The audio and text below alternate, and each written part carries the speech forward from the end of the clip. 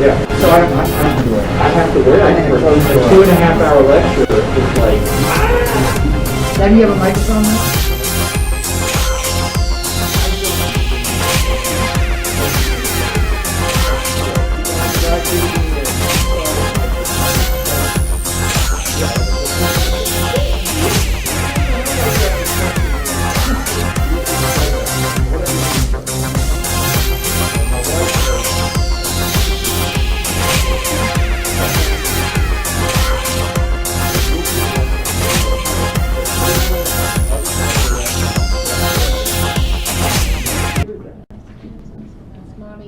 when she was a teacher, elementary and middle school teacher, I think that's a survival technique to be able to hear everything.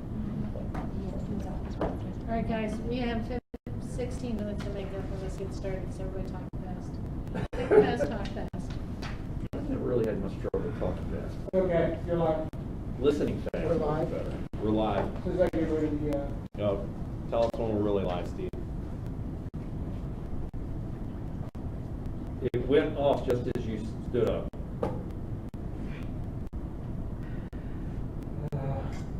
It was like it was changing screens. okay, I see.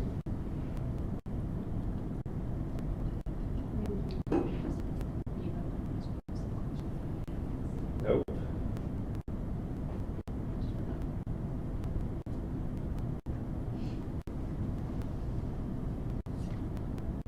We live?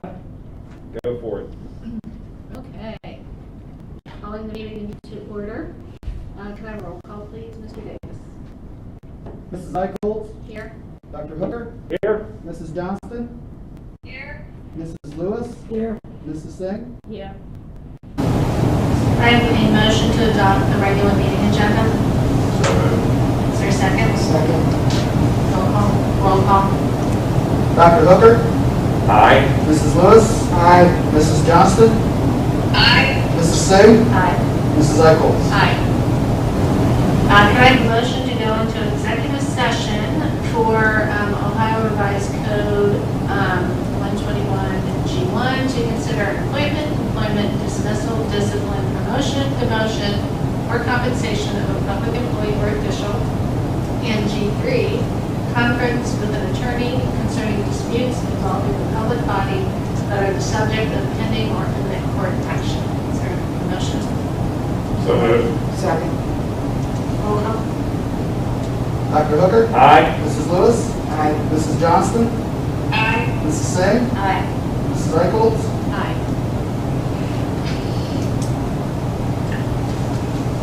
Steve can let us know when it's paused.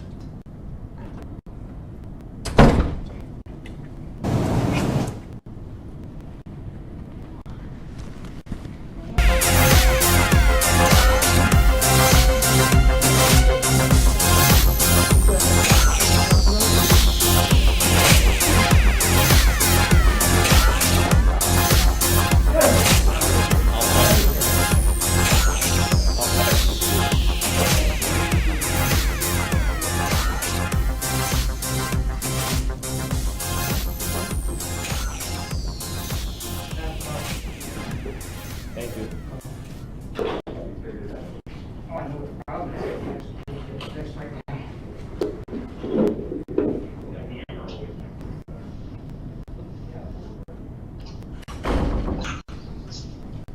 hey, Bill, would you mind muting? Oh, sorry. That's right, I got you on speaker and microphone. Oh, hey, Bill. You can unmute when you need to talk to us, that's okay.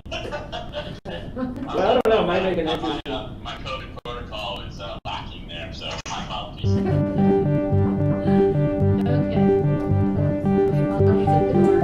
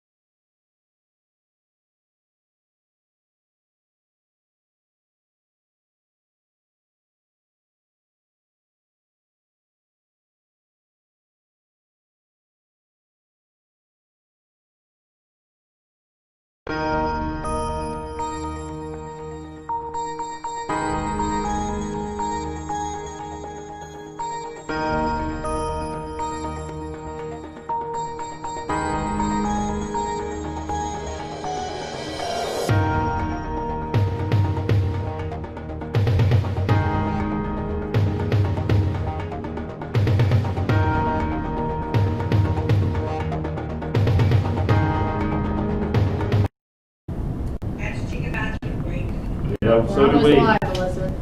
Sorry. Okay, looks like. Okay, we're live. Okay, all right, we're back in open session, and we'll start with the Pledge of Allegiance. I pledge allegiance to the flag of the United States of America and to the republic for which it stands, one nation, under God, indivisible, with liberty and justice for all.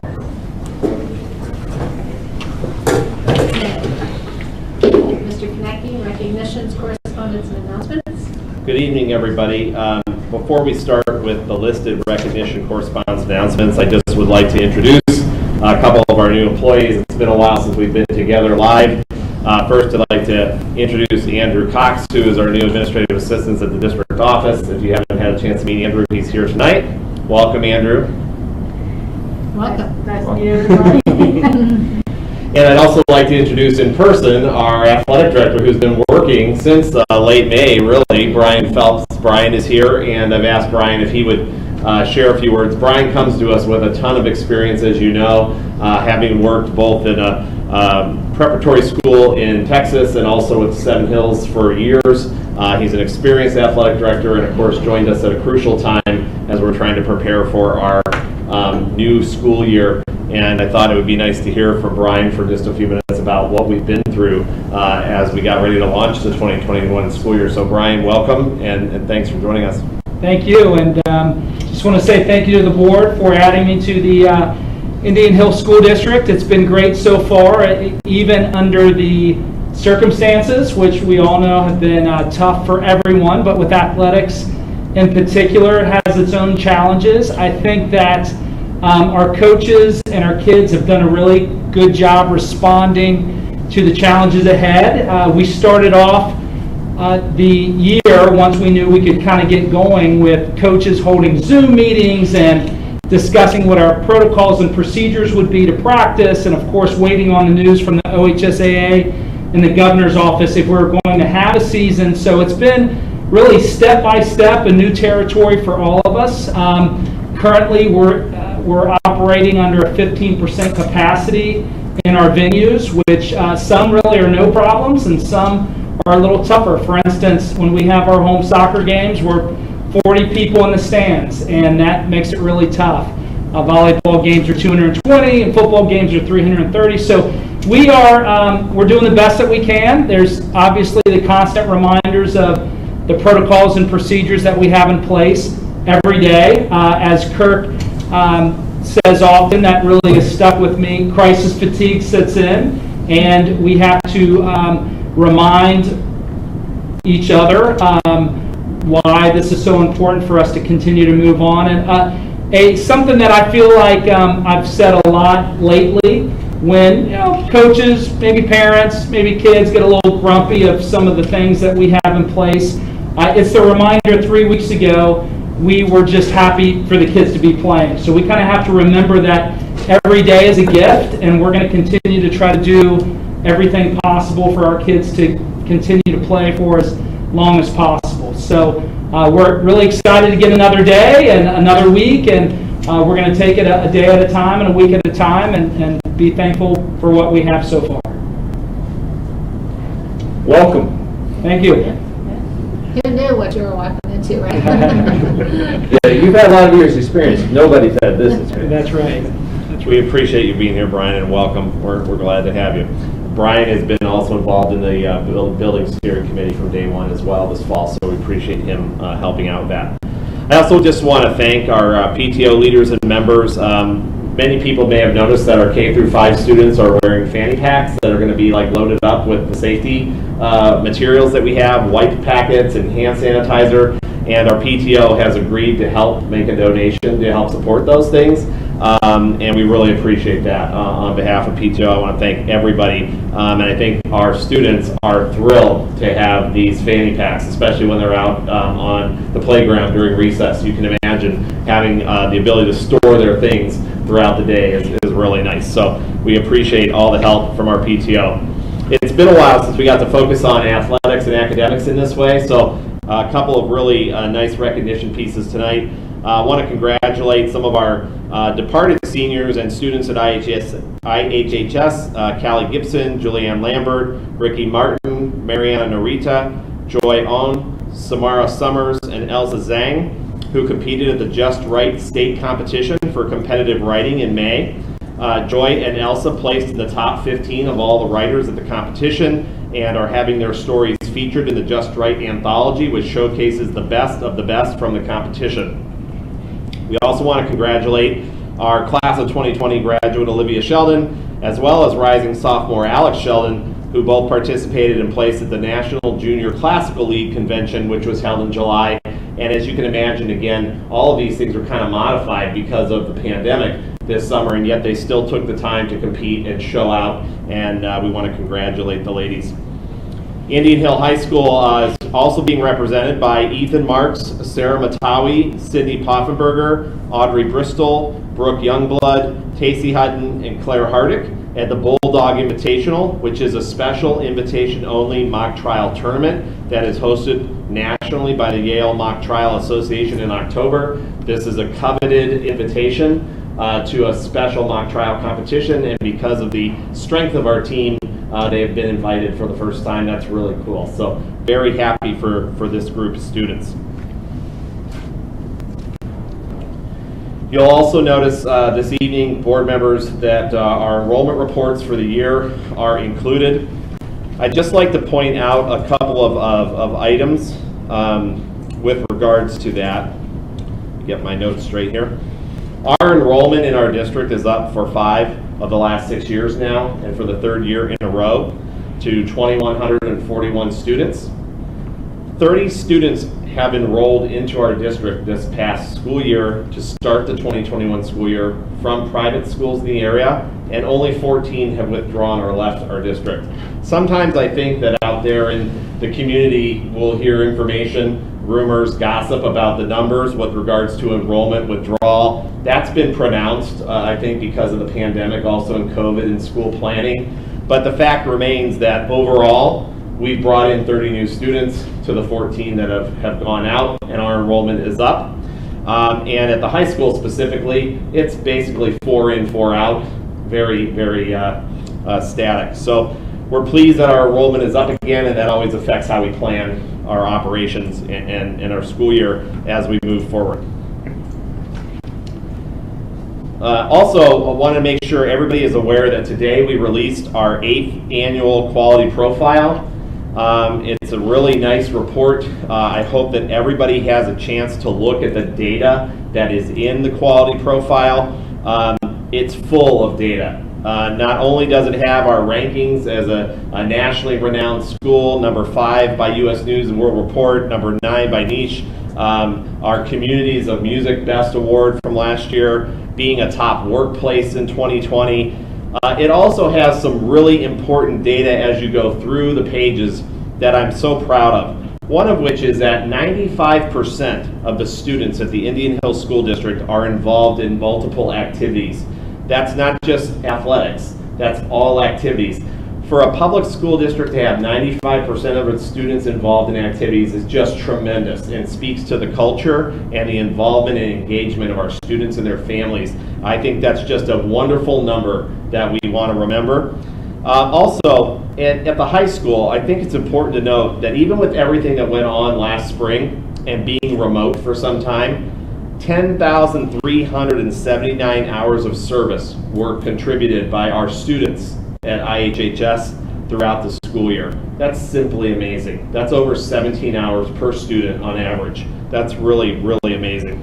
We also had teachers, counselors, coaches that received national honors throughout the year last year. And of course, in the quality profile, there's really important facilities and financial information that we want to direct everybody's attention to as well. Also today, the state released the new report card for the school year. And I think it's important to note that this report card will look a lot different than any report card in the past. And that's basically because all of the areas where you would have seen grades for our school district now say NR, or not reported. And that's because of COVID and the waivers and the testing changes throughout last year. You'll probably see this again this year. There will not be many graded measures on any report card So when people are looking for that data, it simply was not factored in this year. And so the report card that people were used to seeing just doesn't look the same. And I just want to make sure that everybody's aware of that. Okay. So moving on to the superintendent's report, if that's okay. First up, we have a renewal and approval of our career advising policy. This is something that we have to do annually under letter A. Under letter B, again, we have a renewal and approval of our Beacon Sports Medicine Services Agreement. We've worked with these partners in the past for several years. This is a renewal of this contract for a 5-year term. We also have our annual approval of student handbooks under letter C. The approval of our bus routes and stops under letter D. We have an annual renewal of our membership for the Alliance for High Quality Education. This is a group that does advocacy for us and that we network with our administrative team in terms of school quality. They help us with everything from our profile to data collection to advocacy with legislation under letter E. And then under letter F, of course, there are several personnel actions. Some of you probably remember because of the timing of our last special meeting and today. I just want to point out under number 2, our assistant principal who is new at the primary and elementary, Mr. Gruber, who's already been working. That's his contract there. And we have several approvals for supplementals. We do have 2 retirements, Cheryl Eli and Terry Lohman. And we also have several other approvals for substitutes and tuition reimbursements all the way through to letter X there under number 8. So that's a long list. If anybody has any questions. Any questions? Just a question.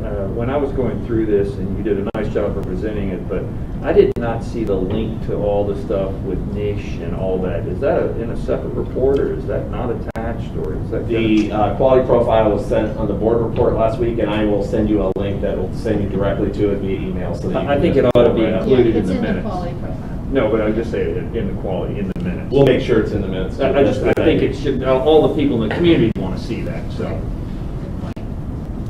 Okay, could I have a motion to approve letters A through, let's see, sorry, A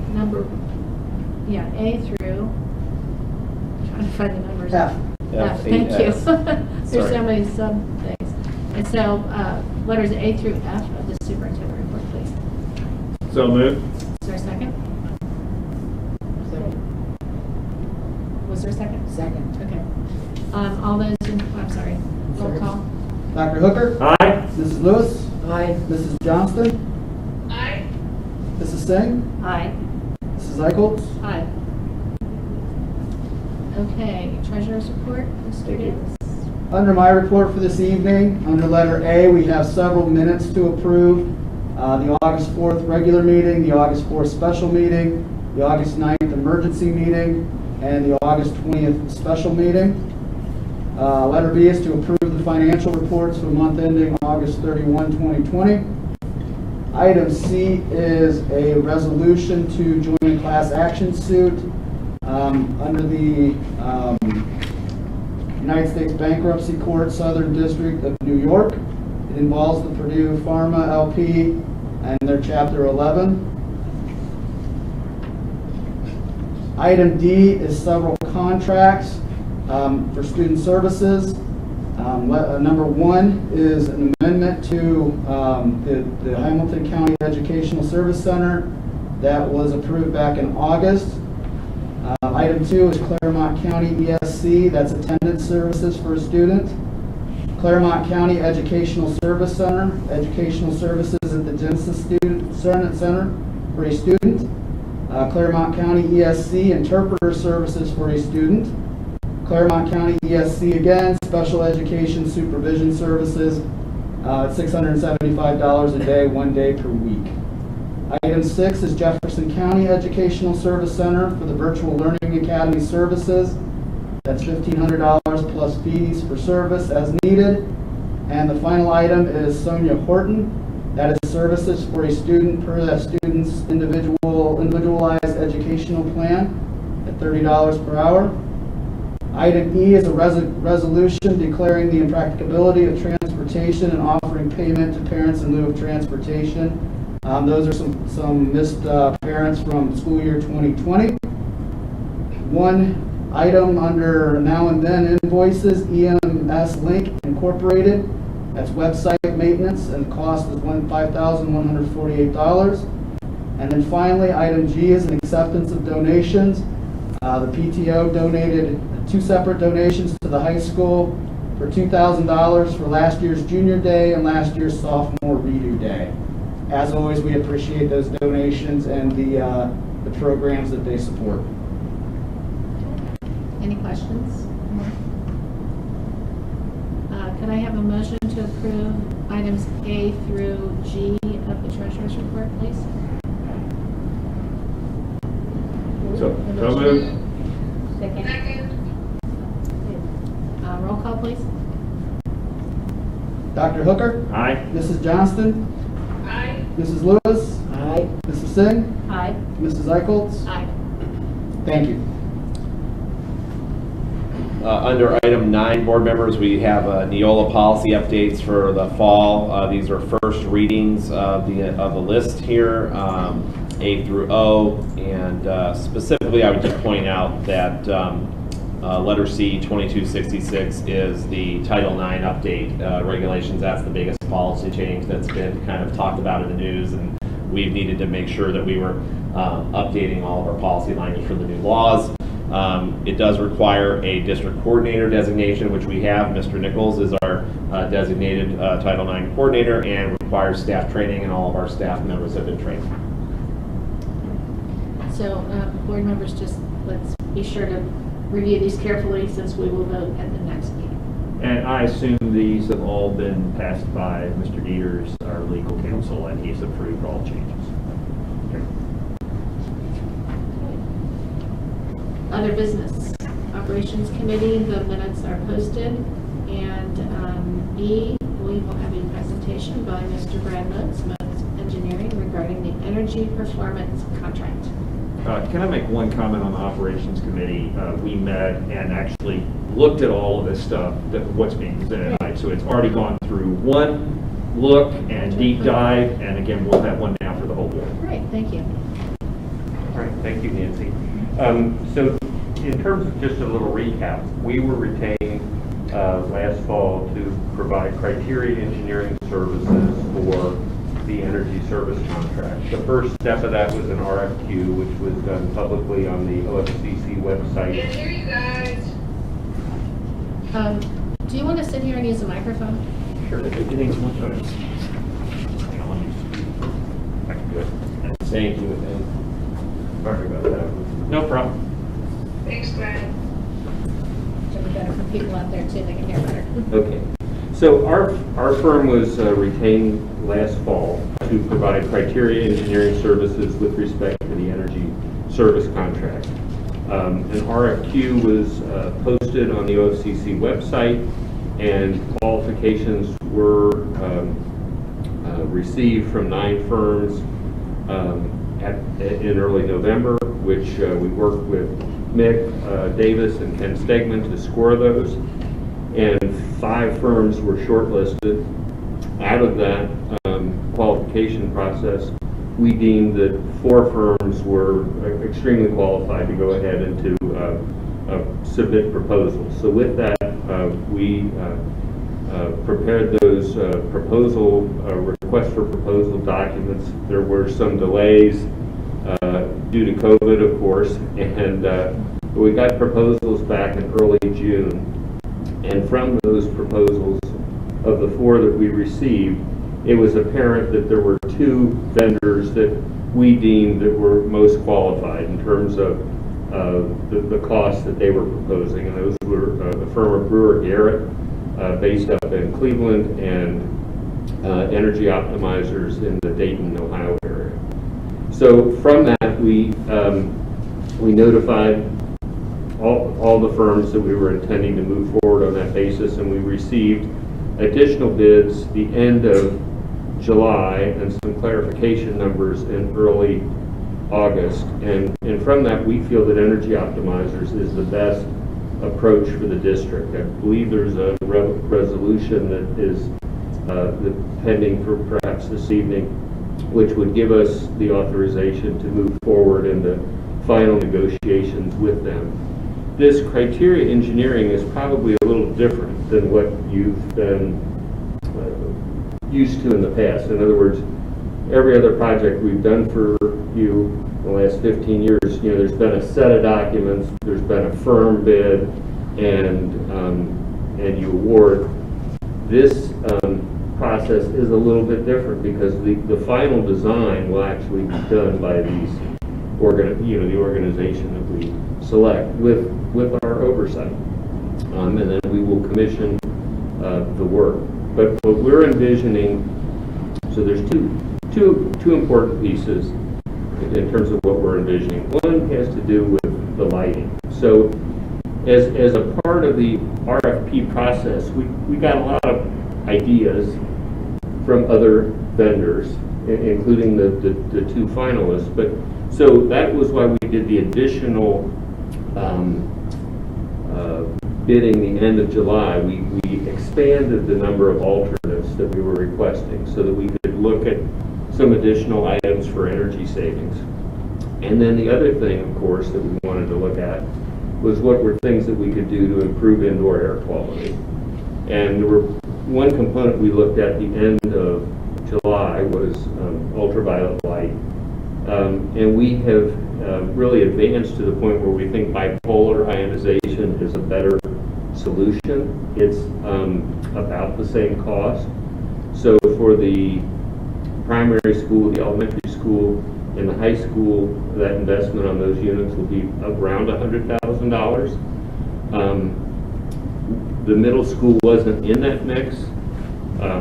We'd like to recommend that it would be in the mix, and with the idea that any equipment that's deployed there would be able to be reused and repurposed if and when a new middle school is constructed.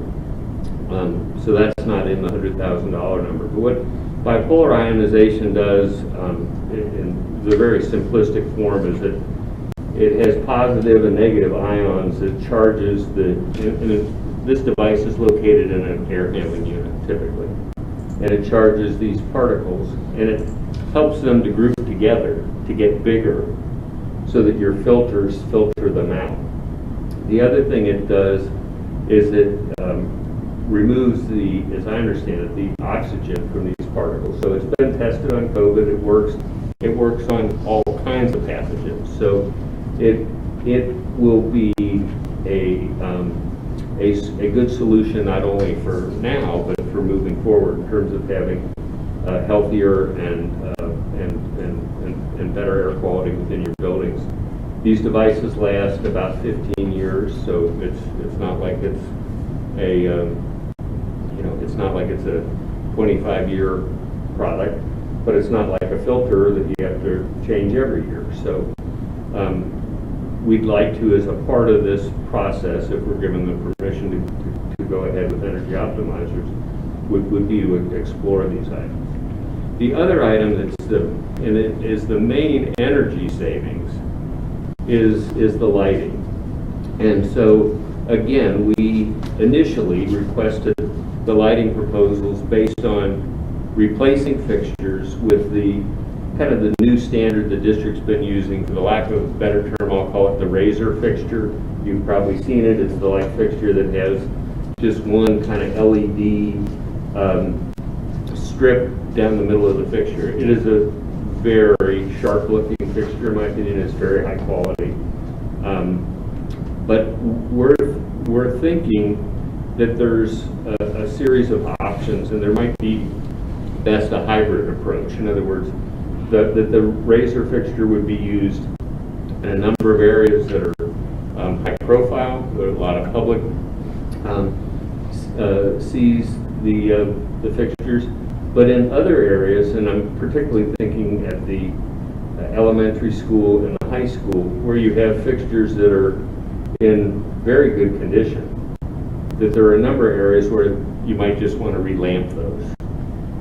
It's a significant savings to do that. And it's something that we would work with the energy optimizers and as well as, I would assume, MSA architects to get their ideas on where best to do that. And then the third piece of the lighting was that one of the vendors had suggested a flat panel replacement. And so we think, and we've talked with Nick and with Ken about this, that there'd be an option almost for a hybrid, where there's kind of three levels. We have the razor fixture in certain areas where it makes the most sense aesthetically. In other areas we would go with the flat panel. That might be used, a fair amount, say, at the primary school where those fixtures are older. And then at the elementary school and the high school, there would be opportunities where we have fixtures in good condition to simply retrofit, replace the lamps, and instead of them being fluorescent as they are today, they would be LED. So I believe in your packet there's a comparison of bids that is just the two finalists. And if you're looking at the columns, I would look at the 8, 10, 20 bid, which is August 10th. And so there are three numbers at the top, three groupings, I should say. There's a bid recap with everything excluding alternate 7 and 8, and then there's a dollar payback and a year payback. And then there's one for item 1 and alternate 7 and item 1 and alternate 8. And those differences are the lighting. But in any event, I think that we're looking at a project that's going to be, when you factor in the bipolar ionization, I think it's going to be in the $3 to $3.5 million range, and I think there's going to be a savings of about $150,000 a year. That savings is not as great as we had initially thought it might be, but some of that is some of the items like bipolar ionization has very little energy savings, but we're able to do that through this lease buyback arrangement that the state allows to be done. So maybe with that, it makes sense just to open it up if there's any questions or comments.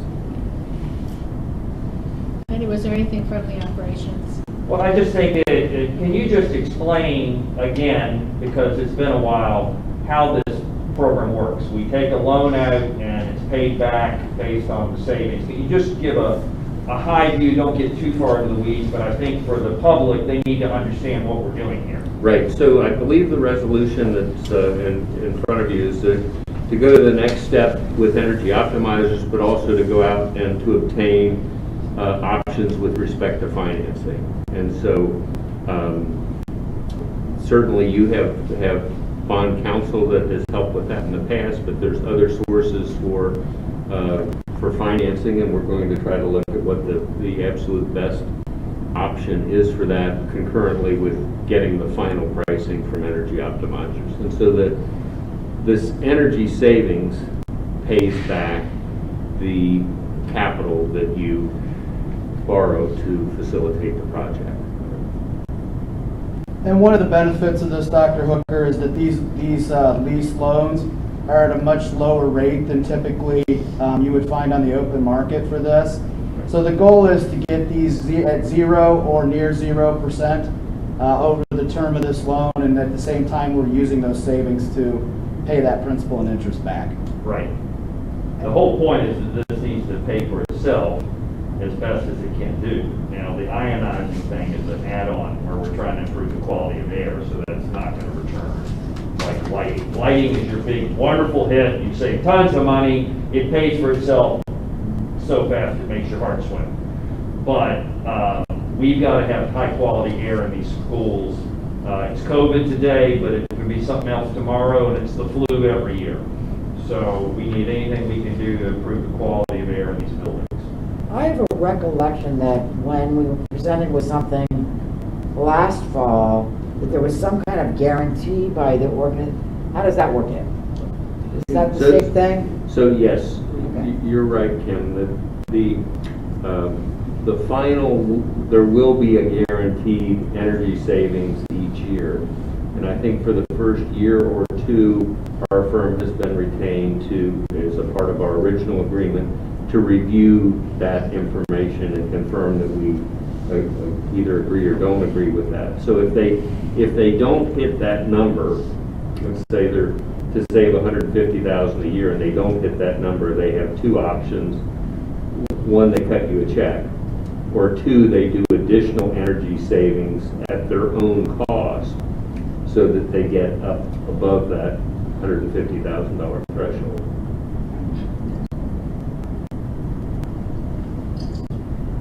Any other questions? Elizabeth, did you have any questions? I have one question. So this does not include the current middle school, or does it have? You're correct. It does not include any of the bipolar ionization for the middle school. And I would recommend that we incorporate that with the final negotiations. I believe that with the various iterations of pricing that we've done with energy optimizers, I think we have enough information to be able to feel confident that we're getting fair and competitive pricing. And really, and I probably should have mentioned this earlier, really the reason for this process and why it's taken a while is we were trying to get the best overall value for the district. We felt very confident that any four of these contractors could have performed this contract.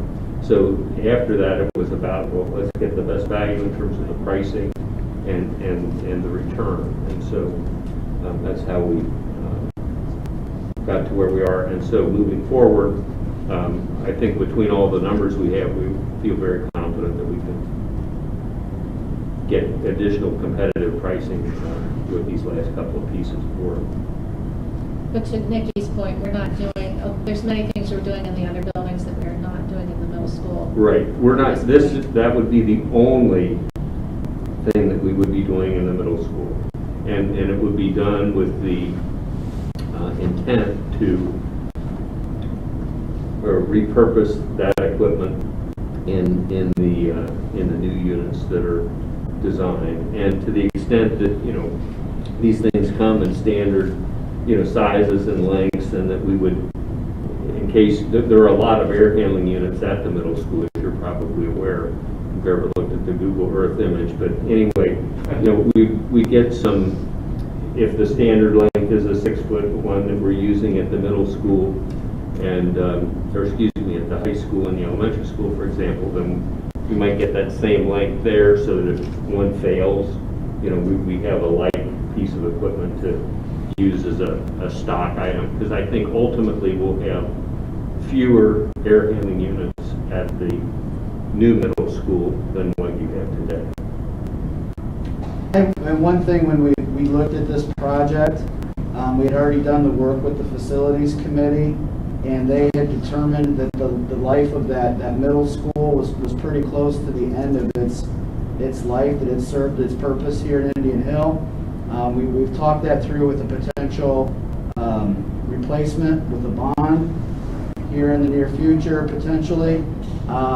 So the idea was that we wouldn't want to go through and replace the lights and do all the things to upgrade that facility and then have nowhere to put those items or to repurpose those items. So that was the reason why we didn't look for those savings at the middle school. I'm sure if Brad's company looked, we would find plenty of places to save with that old building. Windows, Yeah, but only save if you kept the building for another 15 years. and that's the point. It would have to be over a longer period of time to get those savings back. So that was the reasoning we did not look at the middle school when we started this project. So there won't be, if we spend the money at the middle school and then we decide to move forward at a later point in time to do a bond with the middle school, it's not lost money.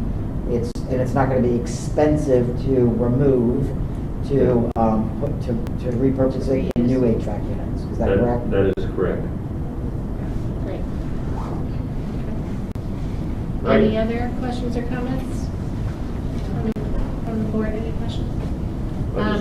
So I guess that takes us to the resolution. This is the timeline. So you all were given, prior to the board meeting, the resolution that is in front of us. Is there any discussion? Are there any, is there any discussion or questions specifically about the resolution?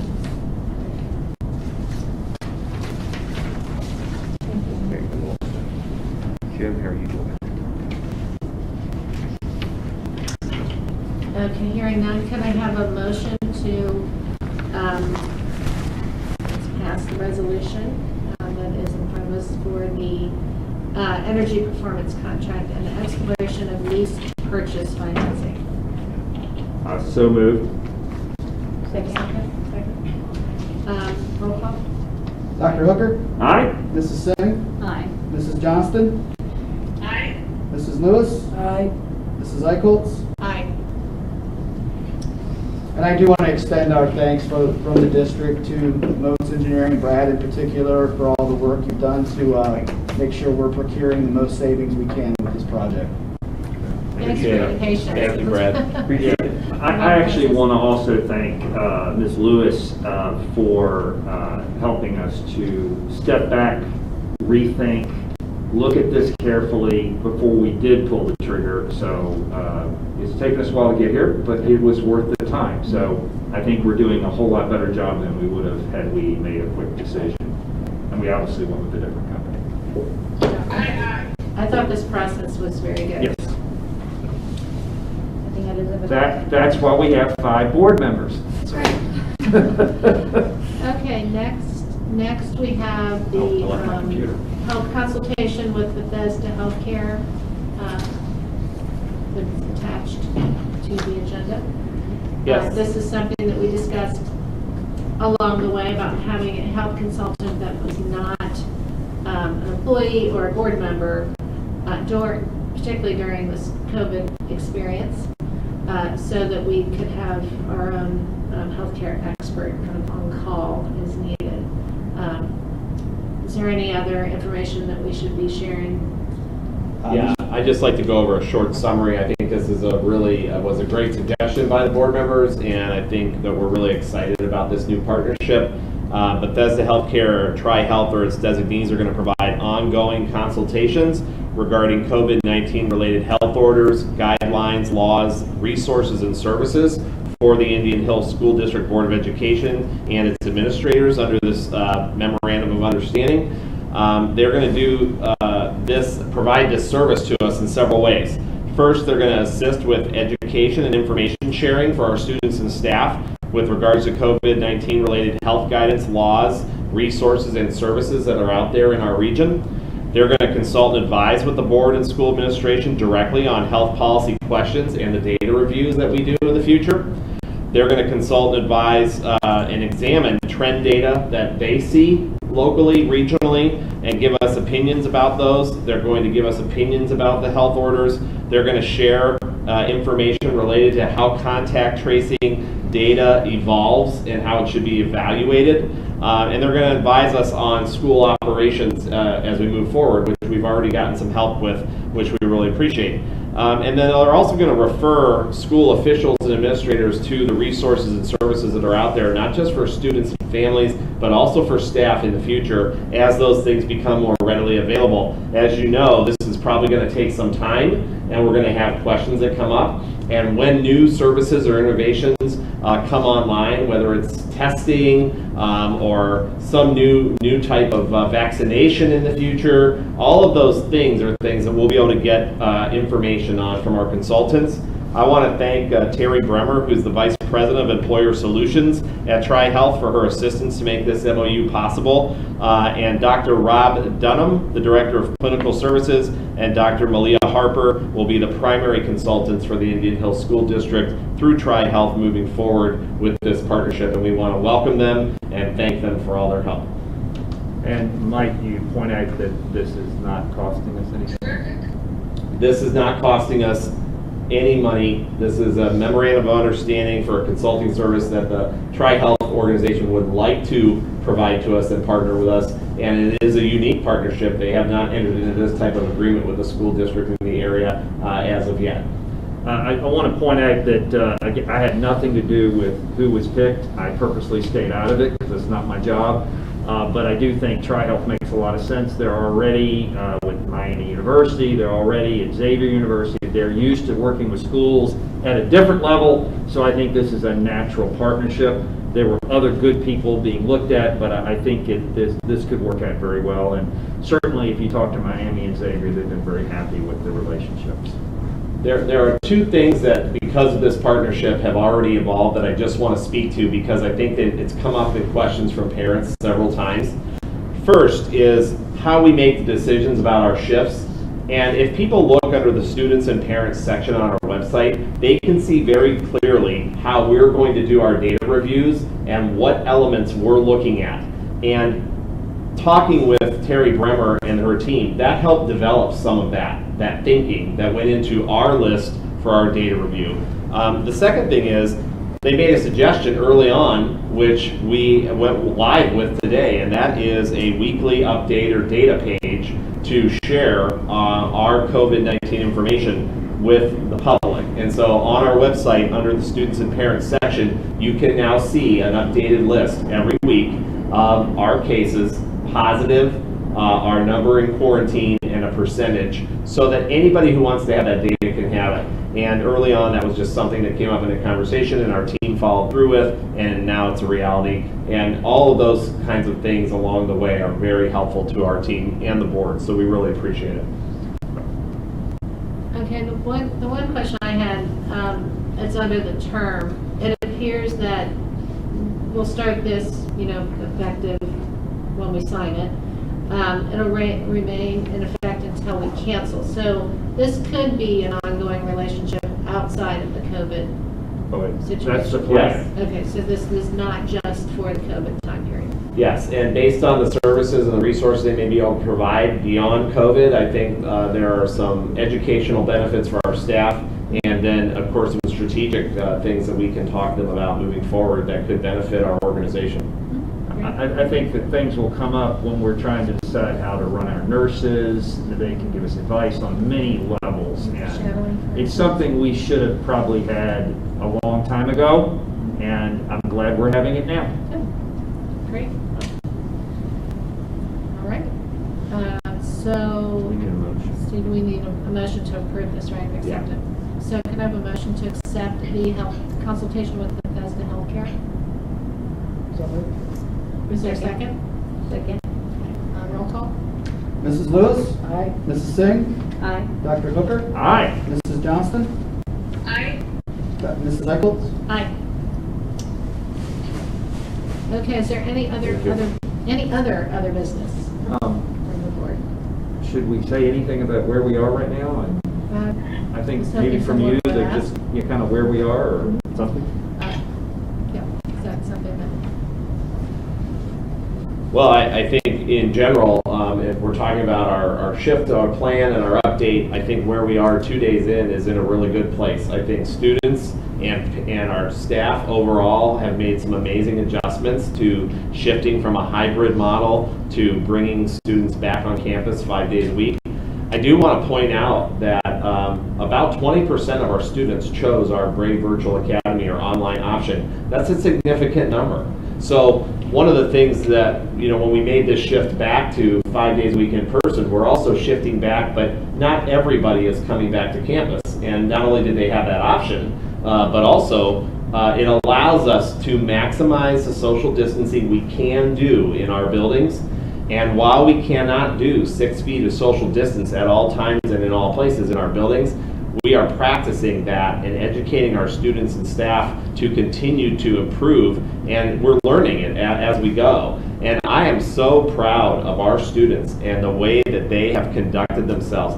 Yesterday, for example, I watched our primary students line up to leave for the day and wait for the car pickup and the bus dismissal. The students did not need verbal reminders, even though they got them. Our nurse is present, our teachers are present, the bus drivers are present, but the students are outside practicing their social distancing, keeping their masks on, they're having conversations with each other, and they're being patient and showing everybody grace while they're waiting for a very long parent pickup line that was coming through. All of our staff were out helping, our treasurer was out helping, our directors were out helping, our assistant superintendent was out helping, and it was really a communal effort the last 2 days, and it was amazing, and it was unique to see. I've never seen anything like it in 26 years, but I'm really proud of the way people are practicing. We know that in the secondary level, at the middle school and high school, where we can't get to 6 feet of social distance all day long, and we have to have class changes, our students are continually learning and working on that. And you can walk down the halls and see the students learning to make adjustments while they're walking. The learning is happening all the time. And I think that's the thing I would just remind everybody about. This is an ongoing learning process. Learning how to navigate in a school where everybody is so used to showing affection and caring and being within close proximity, that has totally changed in order to be able to operate school. So now we're operating school, and we want to get all of those amazing experiences in, but we have to do it in different ways. And I'm really proud of the way people are adapting and showing that. And I think our teachers are showing a resilience to do this, and I really appreciate it, and they have just tackled it. And there's great lessons happening in classrooms, and that's what counts. And we always talk about the students' psychological and emotional preparedness and development and security. And I think our students feel safe, and our students are happy to be back with their peers, and that's important. I want to say that I think most people, there's been different opinions in our very intelligent community on Plan A versus Plan B versus, everything. And I want to say that I think that most people have been very receptive to the change from B to A, that people may not have agreed. I wanted to start in A, but I was like, okay, we'll start in B. I really am proud that the community as a whole has been very receptive and very supportive. And if we'll keep wearing our masks, that's how we can hopefully get through this together, and we'll keep monitoring everything. Exactly. We really appreciate the families doing their part outside of school, because that will keep COVID hopefully from coming into our schools as much as possible. I'm curious, Dr. Stewart, just a quick academic update, since it's been such an interesting start to the year. Yeah, I'd be happy to. So it's whether we're talking about students in the virtual academy or we're talking about our students here in the face-to-face, as we always have done, the start of the year really is the foundation for building relationships with students. And it's been really interesting to have conversations with parents, because starting in Plan B, as well as having students in Brave Virtual Academy, created a window between home and school that has never been able to be there before. And so there were times that it was an opportunity to have some really great conversation about, like, I didn't know that we didn't jump into academics on the first day of school. And it was nice for us to be able to say, we never have. And sometimes you have to go slow at first to go fast later. So now we are full-fledged into some of the academics, and really we're spending some time getting grounded at the beginning of the school year, including doing assessments. So I'm sure everybody has been able to see some of the latest news reports on what they call the COVID slide, and how well students are starting the school year compared to when they left. And we want to gather our own information about that, and rather than just take information from the news source. So right now we're in the middle of assessments, trying to determine where our students are so we can move forward. But our goal is to have the same academic progress this year as we always have prior to COVID. If the goal was to have some students be able to read at a certain level at the end of a grade level, that's going to continue to be the goal for this year. Great. Anything else? Any other questions? I would just like to say publicly thank you to Dr. Kim Given. She is the supervisor of Brave Virtual Academy, and she's just doing an amazing job. It's almost like starting a brand new school in some ways. And right now she's actually meeting with parents in a town hall meeting to get some feedback about how it's going. We know that it's going to be important in this case to ask frequently of our families what's working really well that you never want us to change, and what's not working so well that you want us to consider as well. So she's going to be having those meetings regularly, and her first one is tonight. How many, because initially wasn't the plan that it was going to be 10% Braves Virtual Academy, that was the initial estimate? Have we had to move teachers from? Yes. Okay, and that's Yes. gone okay?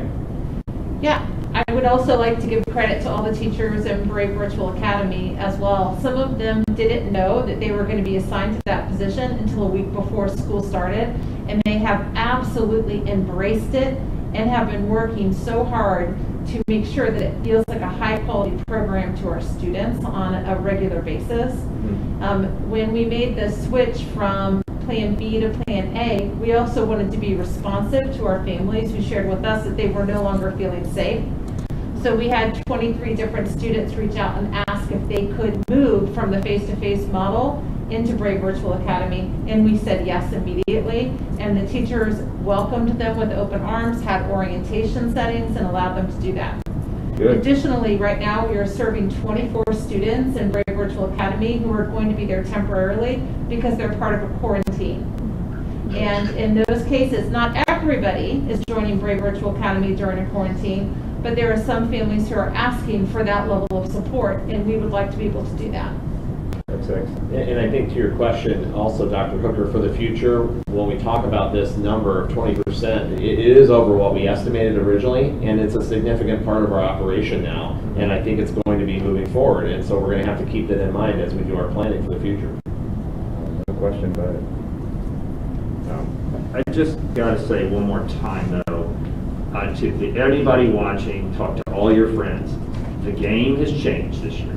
If you are sick in any way at all, I don't care if it's a stuffy nose, stay home. There's no penalty.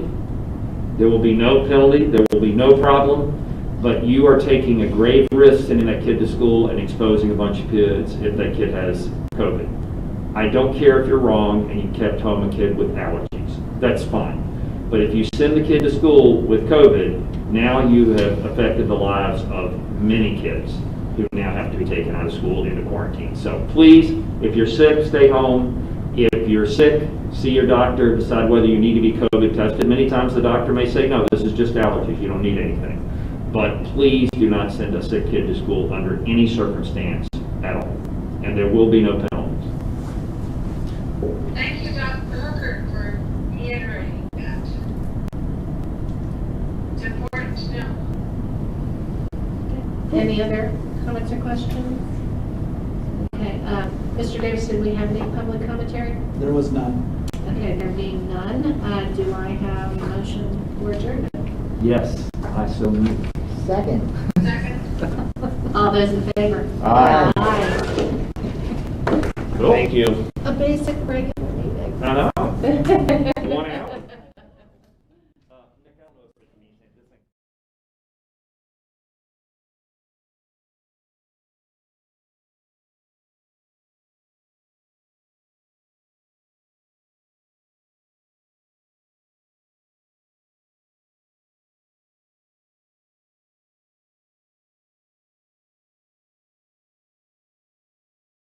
Exclusive coverage of tonight's game on the Indian Hill Television Network has been a copyrighted presentation of the Indian Hill High School Video Department.